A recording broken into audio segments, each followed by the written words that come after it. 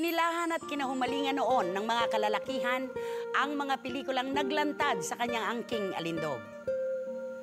Ngunit tulad ng mga sampagitang naranasan niyang ilako sa lansangan, ay dumating ang panahon na naglaho ang kanyang kagandahan, ang namumulaklak na karera sa showbiz, at ang mababangong pangako ng mga lalaking kanyang minahal. Gayunman ay patuloy na namukadkad ang kanyang pag-asa na matagpuan ang kaligayahang hinahanap. Ngayong gabi po sa Star Confessions, mga kapatid, samahan niyo po kaming balikan ang makulay na kwento ng buhay ni Maria Teresa Bovic Tambis, na mas kilala po natin sa pangalang Alec Bovic. Isa ako sa 32 magkakapatid na nanging bunga ng magkakaibang karelasyon ni nanay at tatay. Nang mamatay si nanay, nabalitaan ng tatay ko na pinagsamantalahan ako ng mga anak ng kabit niya, kaya't napilitan siya na dalhin ako sa kanyang tunay na asawa. Emma! Emma! Aurelio, saan ka pa galing at nagpakabasa ka sa ulan? Sino yung batang kasama mo? Pumasok nga muna kayo sa loob. Baka pulmonya pa ang abutin ninyo. Saan-saan kasi pumupunta eh.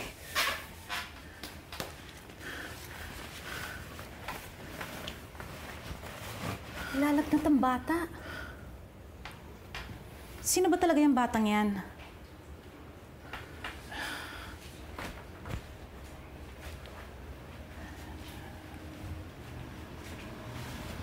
Emma, siya si Alec.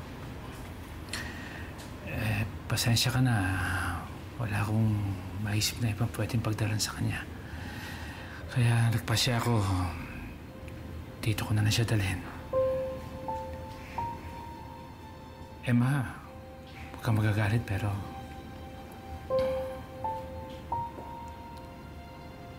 anak ko siya.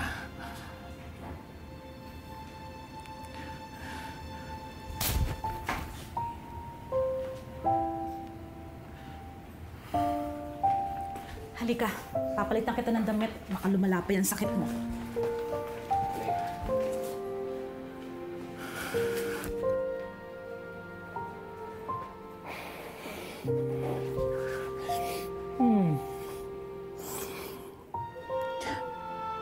Anak, dito. Hindi ka na masasaktan. Ako na. Nang muling ng babae si tatay, pati ang 3 kong mga kapatid ay naiwan kay Nanay Emma. Itinuring niya naman kami na parang mga tunay na anak. Naging mahirap ang buhay namin, kaya't upang makatulong kay Nanay Emma, palihim ako naglako ng sampagita sa lansangan. Bili na po kayo sampagita ko.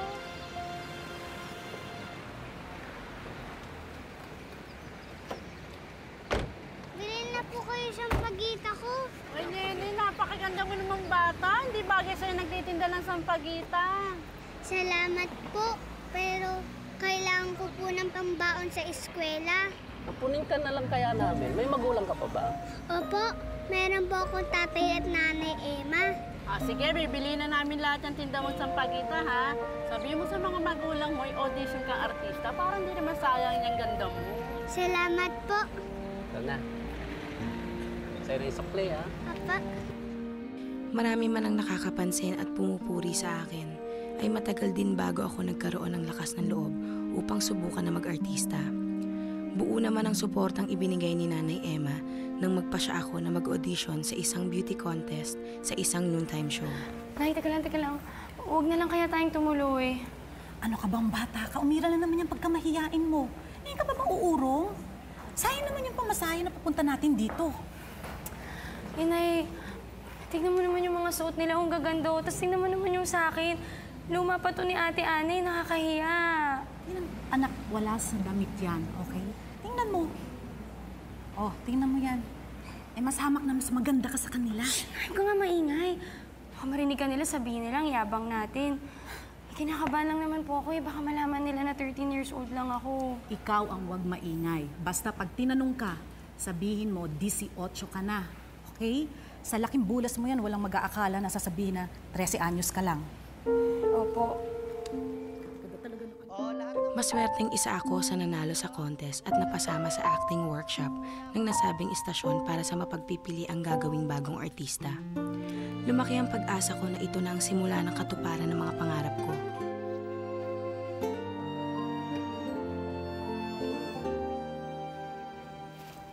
Yuck! Hopya and water for merienda? Naku, mas sure ako mas masarap ang baong dala ni Yaya. Sabi ko na nga ba, Faye? At nahahaluan tayo dito ng jologs. Alam niyo, hindi nakikilala ang tao sa kung anong pumapasok sa bibig nito, kundi sa kung anong lumalabas dito. Tsaka kayong dalawa, wala kayong karapatan sabihin na I'm not belonging here. Alam mo, huwag ka na magpumilit mag-English because it doesn't suit you. Kinikilabutan nga ako tuwing naririnig ko ang bad English mo. Understand? Hopya, queen. Halika na, Faye. Let's get out of here. This girl is turning into a monster.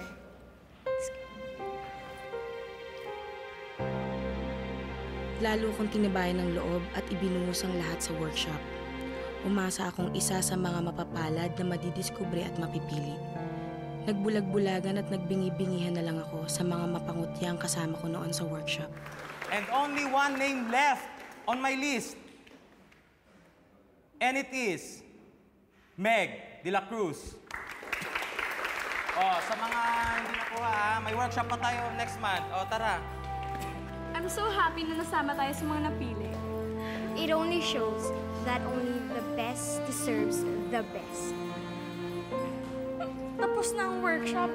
Bakit may nagdadrama pa din?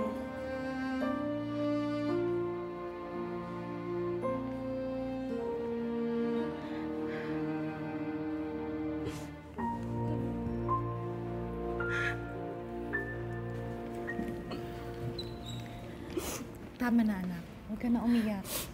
Ganyan talaga. Hindi lahat ng bagay nakukuha kung hindi mo papanahon. Pero ginawa ko naman po natin.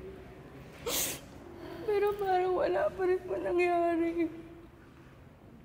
Alam mo na, sana nag-aaral na lang ako. Sana hindi na lang ako nangarap o umasa sa bagay na alam kong imposibleng abutin. Kasi may sakit eh. Walang imposible, anak. Huwag kang panghinaan ng loob. Alam ko, darating din ang para sa'yo. Basta, patuloy ka lang mangarap. Nagpatuloy akong nangarap, pero itinuon ko ito kung paano maiaahon sa kahirapan ng buhay namin. Nakagawa kami ng paraan na mailusot ang aking mga dokumento. Kaya't sa edad na 14 na taong gulang ay nakalipad at nakapagtrabaho ako sa Japan.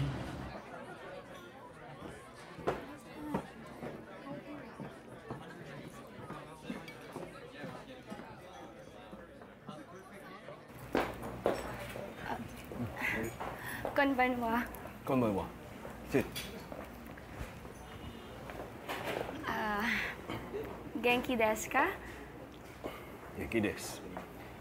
今は車線になりました。ここにいること。Anata wa joke la? Anata wa joke ka. Hindi joke ra. Ginawa mo naman akong bakla eh. Marunong ka magtagalog? Mura man. Marami akong kaibigang Pilipino. Ay, naku, ikaw talaga. Pinahirapan mo pa ako. Hirap na ako eh. Marunong ka naman pala magtagalog. Totemo surumaito desu. Oh, yan ka na naman. Naghahapon ka na naman. Hindi na naman na maintindihan. Ibig sabihin ron, nakakatuwa ka. Tsaka, napakaganda mo. Joke ka. Hindi, totoo yun. Pwede ba kitang maging koibito? Koibito? As in, asawa? Ganyan ba talaga kayo mga Hapon? Kakakilala niyo pa lang sa amin mga babae, gusto niyo na kami agad maging asawa? O, hindi, ririgawan kita. Binusog ako ni Uzui ng pagmamahal at pag-aalaga, kaya't madaling nahulog ang loob ko sa kanya. Siya ang una kong pag-ibig at sa kanya ko rin unang isinuko ang aking sarili. Ito ang buhay ko, buhay niya at buhay mo.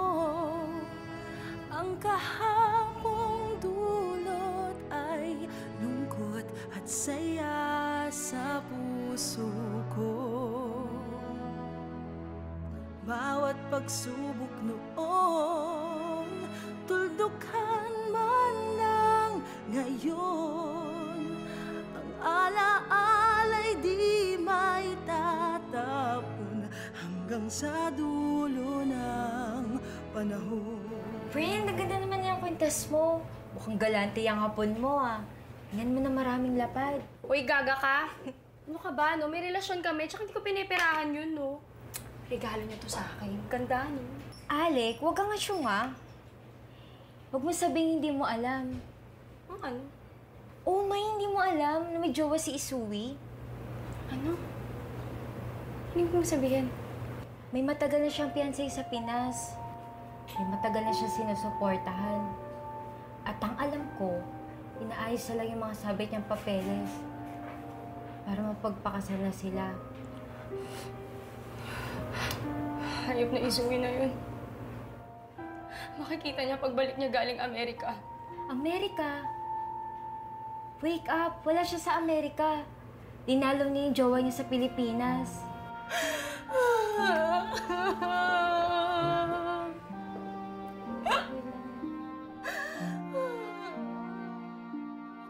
Hindi ko na matagal na yung ramig sa Amerika. Kaya umuwi ako agad. Tsaka sobrang namimiss na kita eh. Abot naman ng tubig.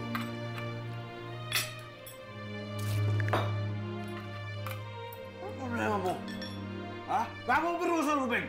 Ako may problema! Ikaw may problema! Dahil napakasinungaling mo! Alam ko hindi ka galing ng Amerika kundi sa babae mo sa Pilipinas! Ano? Aminin mo na! Aminin mo na! Oo! Masaya ka na!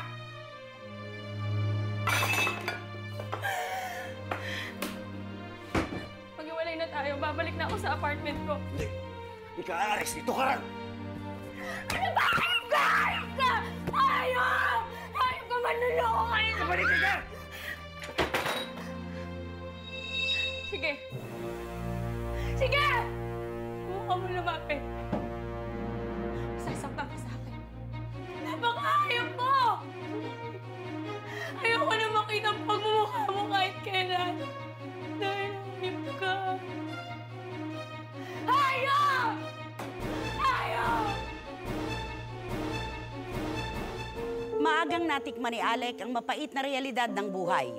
Nabigo siya sa pangarap na maging artista at nasaktan ang puso sa pag-ibig.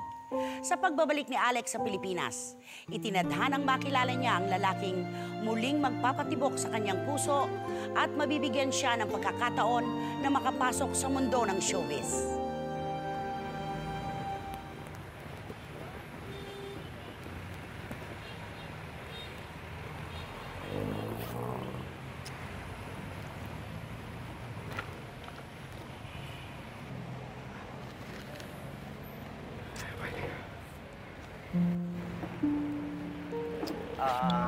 Hi. Sorry to disturb you. I'm Rico. I'm Alec. Kung nagbebenta ka ng lupa ng subdivision, wala akong pambili. Mukha ba akong ahente? No. Hindi ko natis na hindi lumapit kasi napakaganda mo at pwede kang artista. Salamat, pero hindi talaga ako interesado. No. I'm serious. Marami akong kakilala na pwede kang tulungan maging artista. Okay, please call me. Nang makapasok ako sa showbiz, ay naging sunod-sunod ang paggawa ko ng pelikula. Sa una kong starring role sa pelikulang Tampisaw, ay nanalo ako ng Best Actress Award sa FAMAS at Best Supporting Actress naman para sa pelikulang Naglalayag. Kasabay nito ay nagpatuloy ang nooy matibay naming relasyon ni Rico. Congratulations! Kung alam lang nila na hindi ka lang sa acting the best. Ay, nako. Alam lang yun. Ay, nako, ikaw talaga, Rico. Puro ka kalokohan. Halika nga. Halika dito.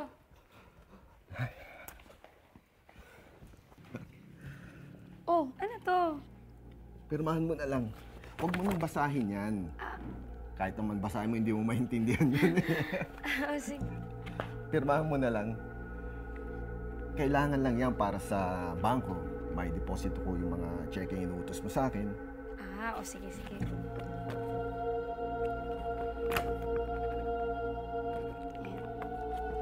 Yes, okay.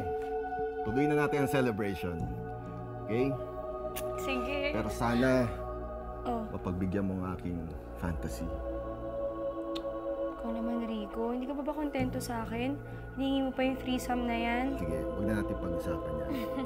Tonight is just between you and me. Yes!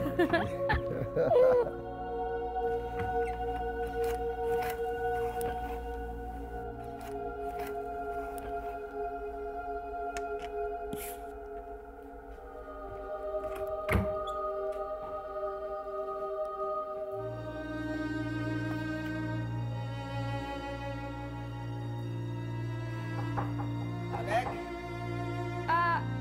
Rico! Alex! Sandali lang! Sandali! Oh, nandito ka lang pala. Sino naman yung kasama mo? Si Nicole. Nakalimutan mo na ba yung napag-usapan natin? Yung sexual fantasy ko. Ay naku, ako, Rico, tigilan mo ako sa mga kalokohan mong yan, ha? Paalisin mo nga yung babaeng yan! Ano ka ba? Ito ang makakapagpatibay sa relasyon natin. Come on, Alec. Share this moment with me, okay? Please. Ayoko. Excuse me. Ano ba? Ayoko nga eh, di ba? Ihiwalayan kita! Pagbigyan mo na, please. Dahil labis ang pagmamahal ko kay Rico, ay nagawa niyang babuin ang buong pagkatao ko. Nagbulag-bulagan ako at huli na ang lahat nang mamulat ako sa matagal na pagkakamali. Teka lang, paano nangyari to? Bakit napakalaking pera naman ang na-withdraw sa account ko? Ma'am, signature niyo po ba ito? Oo, pero hindi ko maintindihan ano ho ba to? Authorization niyan para ma-withdraw ang amount at cheque na nabasa mo kanina. Dahil sa kakulangan sa pinag-aralan at labis na pagtitiwala, ay nagawa akong lokohin at pagnakawan ni Rico. Sa madilim na bahagi ng buhay kong ito, si Mark ang taong nakinig at nasandalan ko sa mga problema ko. Alec? Alec?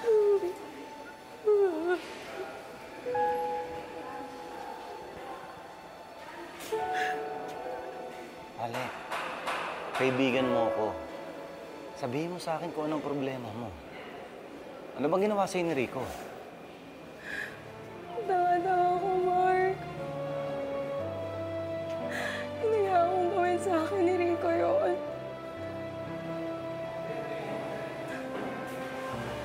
Anong ginawa niya? Pinagnakawan niya ako, Mark. Ibinigay ko ang lahat sa kanya. Hinayaan ko siyang babuhin ng buong pagkatao kasi mahal na mahal ko siya. Pero wala. Niloko niya ako at sinaktan. Sinamantala niya ang kawalan ko na pinag-aralan. Wala nang natira sa ipon ko, Mark. Niloko niya ako.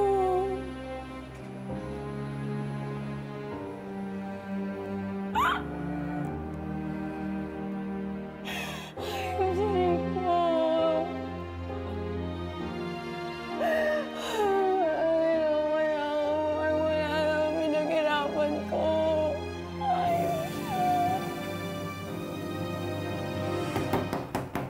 Alec! Alec, mag-usap tayo! Umalis ka na, Rico! Wala na tayong dapat pag-usapan! Bistado na kita! Sinungaling ka! Magnanakaw ka! Buksan mo to! Magnanakaw ka! Buksan mo to! Buksan mo!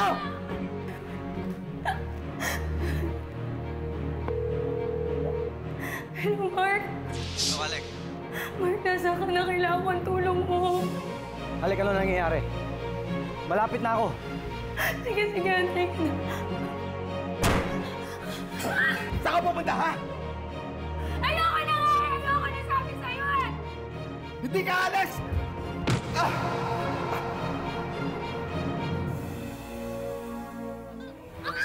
Bumalik ka rito! Hindi ka... Rico, tama na yan!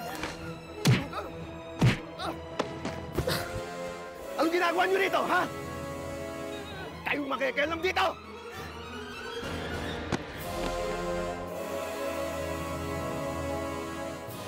Matapos ang malabangungot na relasyon ni Alec kay Rico, ay tinanggap niya ang alok na pag-ibig ni Mark. Hindi naglaon. Binayayaan sila ng isang anak na lalaki at sinubukan na magtaguyod ng sariling pamilya. Kinalimutan ni Alec ang pag-aartista at itinuon na lamang ang kanyang oras sa pag-aalaga sa kanyang mga anak. Pero hindi niya namamalayan na pababayaan na pala ni Alec ang kanyang pangangatawan noong mga panahong yon.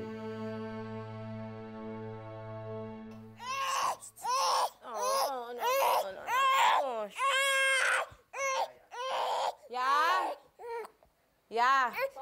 Pakibaba nga muna to doon.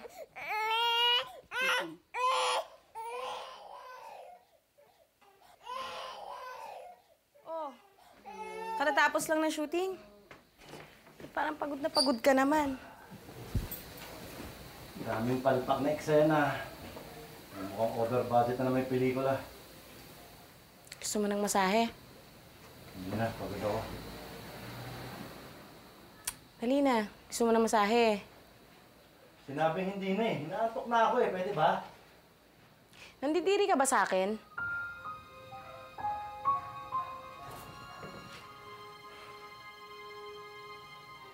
Ano yung mga sinasabi mo? Paano naman kasi? Yan ang lagi ang dahilan mo. Nakakapagod naman yung ganitong relasyon, parang one way. Hindi ba yun na hinihingi mo? Ang one-way relationship? Pwes, umintindi ka.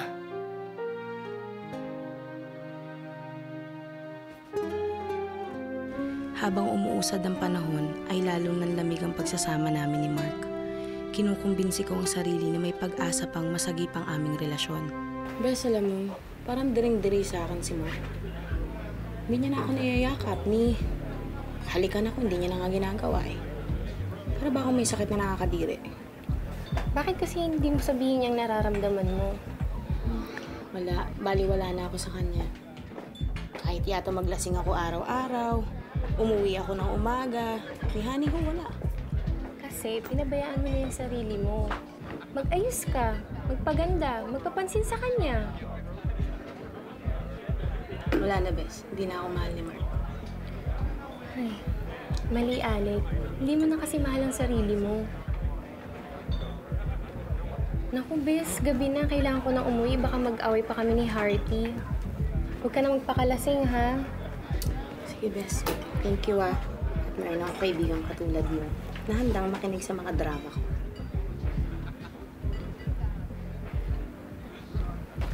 Mga pinibibigay ng customer sa kami ng table. Paano daw po sila?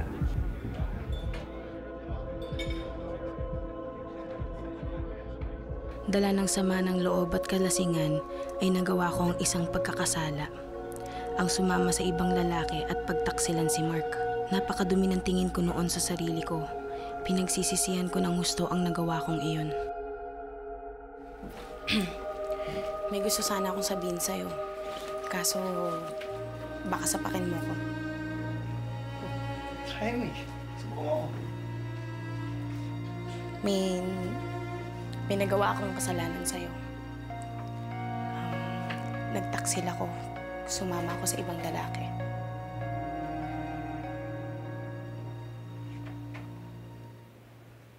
Sinong lalaki? Ang sinamahan mo? Yan lang bang reaksyon mo? Pagtabuyan mo naman ako. Sampalin mo ako! Sampalin mo ako! Wala na akong halaga sa'yo.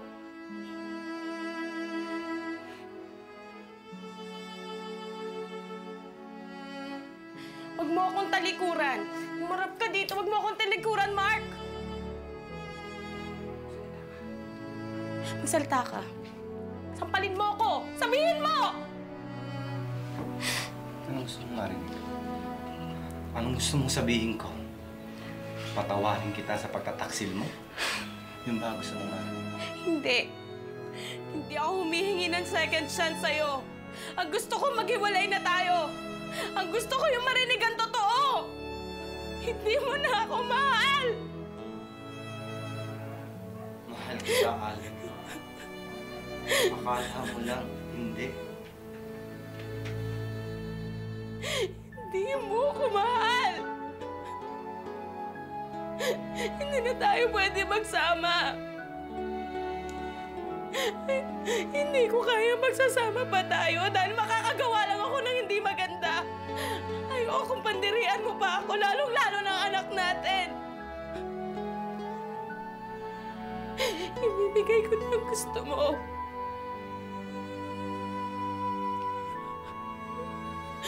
Ang kalayaan mo. Itong buhay mo, itong buhay ko.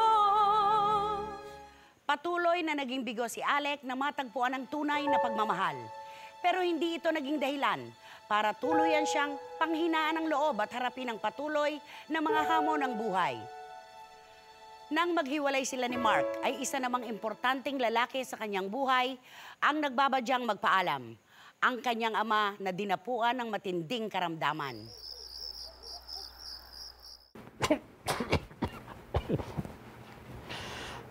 Mabuti naman, dumating ka.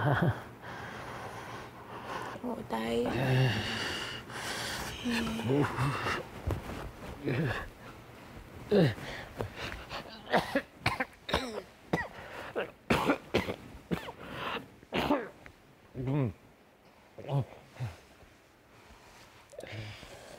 Tay, marami po akong mga tanong na alam kung kayo lang makakasagot.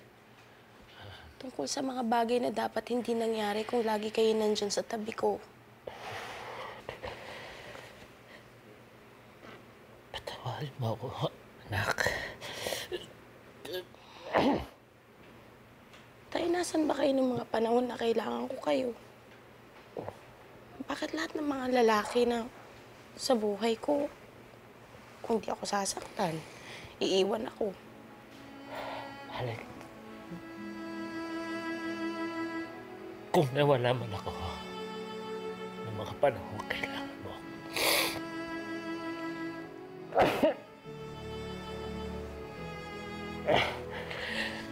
hindi ibig sabihin nun,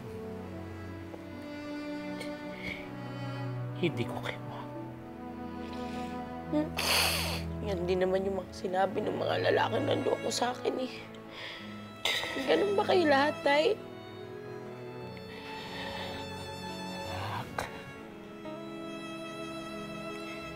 Hindi lahat ng lalaki pareho.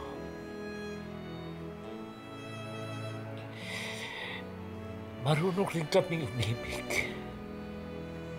Makakatagpo ka rin ng isang lalaki na karapat-dapat sa iyo. Tandaan mo lang, huwag kang mapapagod magmahal.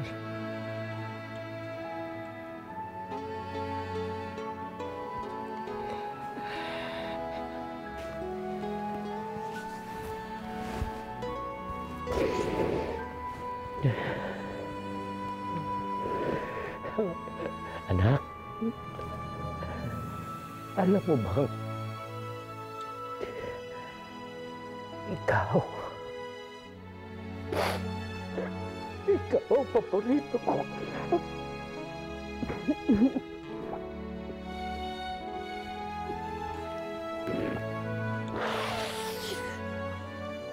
Talaga. Mahal kita, Tay. Tawarin mo ang tatay, ha?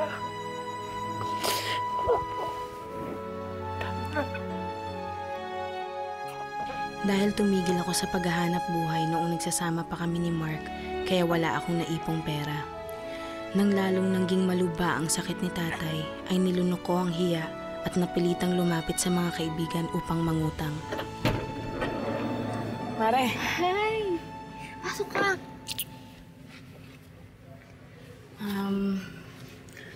Mari, pasensya ka na sa istorbo, ah. Kakapalan ko na yung mukha ko. Wala na ako ibang malapitan, eh. Kahit konti lang pambayad lang ng ospital. Okay lang yun, naiintindihan ko. Kahit naman ako maligay sa sitwasyon mo, siguro ganito rin gagawin ko.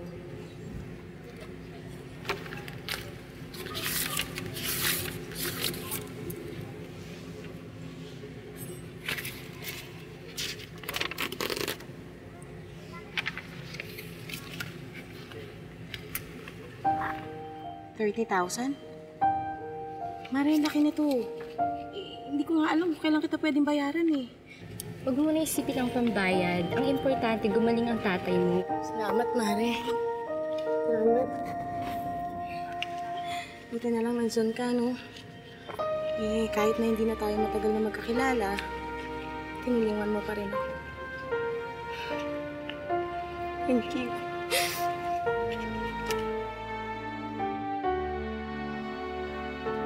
Tay? Tay? Tay, dito na ako.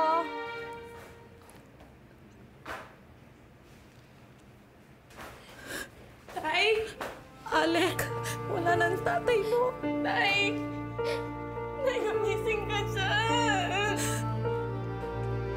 Tay, gumising ka. Tay, amo eh.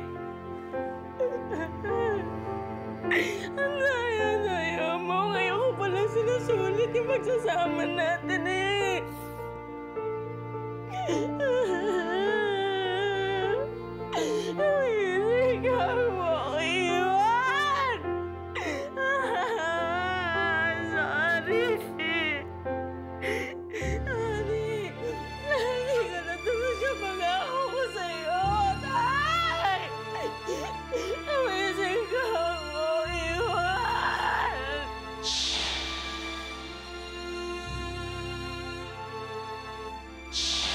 Ikaw ang paborito para ka.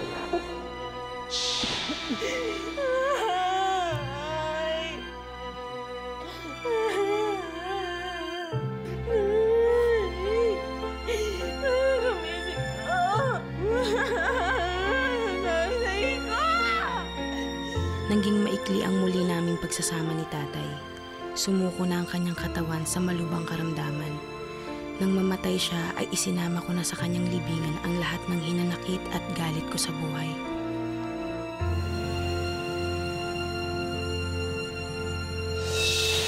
Tama si tatay, huwag ka lang sumuko at maghintay ay darating din ang tunay na pagmamahal na nakalaan para sa iyo. Masaya na ang buhay ko ngayon sa piling ni Roy at aking mga anak. Marami man ang masasamang nangyari sa buhay ko ay hindi ako nagsisisi dahil hindi rin mapapantayan ang magagandang alaala ng kahapon. At sa paggabay ni Roy sa akin patungo sa makadiyos na pamumuhay ay natutunan ko na hindi ako dapat mamuhay sa nakaraan, kundi sa biyayang natatanggap ko sa ngayon at haharapin ko pang bukas. At kasama po natin ngayong gabi dito sa Star Confessions, mga kapatid, ang isa po sa pinakamagandang mukha na nadiskubre po ng lokal na aliwan, Miss Alec Bovic. Magandang gabi sa'yo. Magandang gabi po. At maraming salamat dahil pagkatapos ng mahigit na isang dekada, nagkita ulit tayo. At yung isang baby mo ay anak mo naman sa kasalukuyan mong karelasyon. Opo. Na isa ring... Ano po siya, bali, Mormon siya, tapos non-showbiz. Kaya sabi mo, siya ang naggiya sa'yo tungo sa isang magandang pananaw sa relihiyon. Wala ka bang pinagsisihan sa pag-aartista mo, Alec? Wala naman po, kasi nung bata pa ako, talagang gustong-gusto ko po talaga mag-artista. So, nung nakuha ko siya, sobrang saya. Yun lang, may mga bagay na minsan napapagod ka din. Lalo na pag may mga ibang tao na hindi maganda yung sinasabi sa'yo. Pero okay na ako, masaya na ako kasi nakuha ko na yung pangarap ko eh. Oo. Ano ang maipapayo mo, Alex, sa mga ipinanganak sa showbiz na ang puhunan talaga ay ganda at alindog at katawan talaga na talaga namang pinagpipistahan, di ba? Siyempre, kailangan lagi nyo alagaan yung pangangatawan nyo. Siyempre, lalo na yung mga bago. Basta lagi kayong down to earth. Kung ano kayo nun, kailangan ganun pa rin kayo. I-maintain nyo yun. pakisama sa tao. Oo, tama. At syempre, sa taas, lagi mo siyang kakausapin. Hihingi ka ng tulong kung kailangan mo. Ganyan. Ikaw ba, hindi naman sa minamaliit natin at tinuhusga natin yung mga nagpapagalaw, yung mga tinatawag na salamat po, Doktor? Kasi di ba ikaw hindi ka dumadaan sa ganon? Hindi naman. Never? Never. So, natural lahat? Opo. Maraming salamat sa iyo sa pagtitiwala sa amin. Thank you. Thank you, Alec Bobby. Thank you so much. Mabawasan man ang bango at ganda ng isang bulaklak, ay mananatili pa rin itong bulaklak. Kasabihang naglalarawan sa naging buhay ni Alec.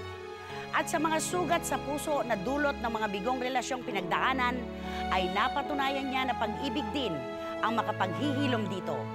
Naglaho man ang dating ningning ng karera sa showbiz, nawala man ang dating magandang hubog ng kanyang katawan, ay hindi na mabubura pa ang markang iniwan ni Alec Bovic sa mundo ng pelikula na lagi nating maaalala.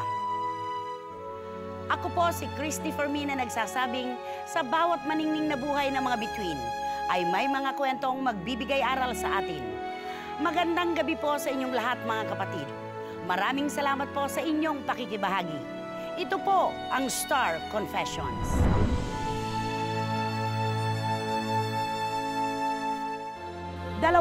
limang primera klaseng pagtatanghal. Alam mo na ba kung ano ang tunay ng pakiramdam ng iniwan?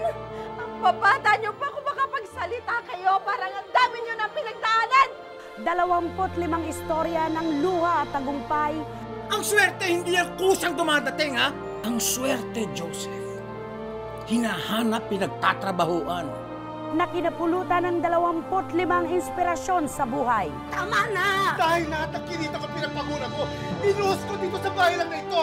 Kaya wala kayong karapatan na palayasin kami. Dahil akin ang bahay na to! Kaya buong pagmamalaki po naming inihahandog sa inyo ang aming bagong aklat ng mga dekalibreng kwento na tiyak na aantig sa inyong mga puso. Sa bawat maningning na buhay ng mga bituin, ay may mga kwentong magbibigay aral sa atin. Ito po ang Star Confession.